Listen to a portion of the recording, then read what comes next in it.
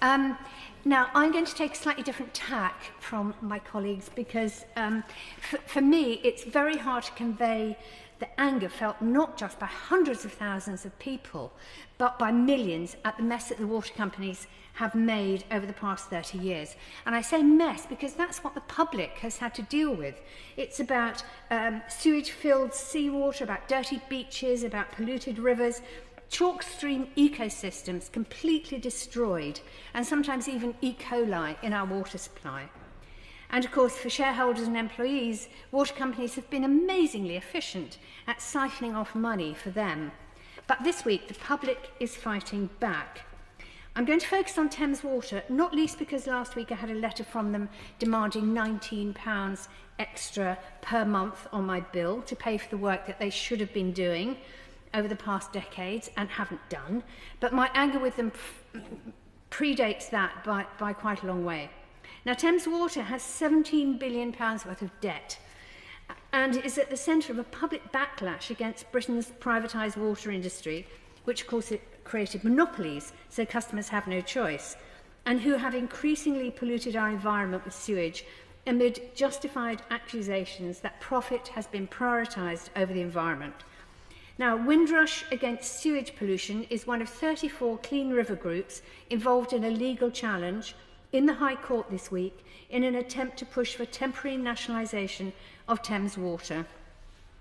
Obviously, I strongly support them.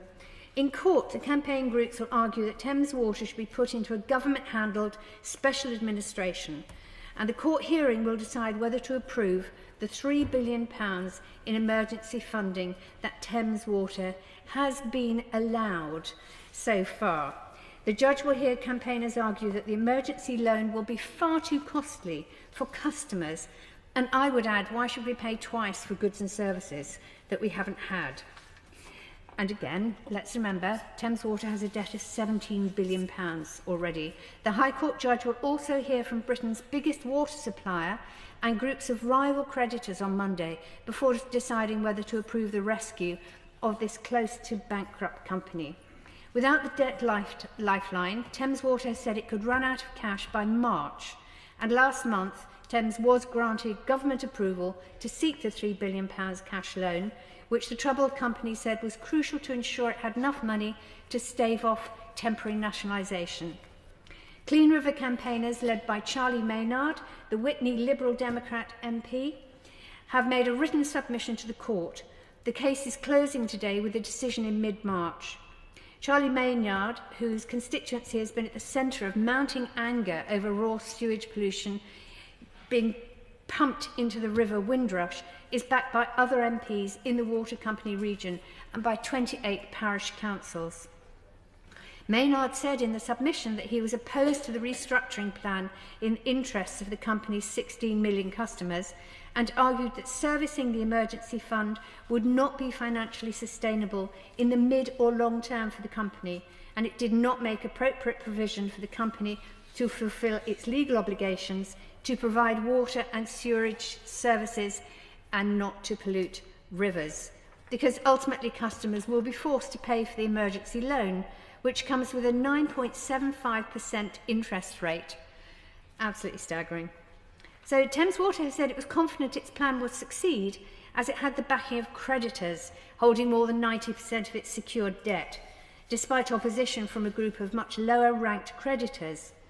The judge must decide whether the dissenting creditors would be no worse off in the most likely alternative to the plan, which Thames Water has said is that the company is placed in special administration. Under government proposals, Thames would get access to additional funding, cash reserves and debt extensions, giving it breathing space to secure its survival in the long term. Now, obviously, I think an awful lot of people would say it didn't deserve that. It actually deserves to go bankrupt.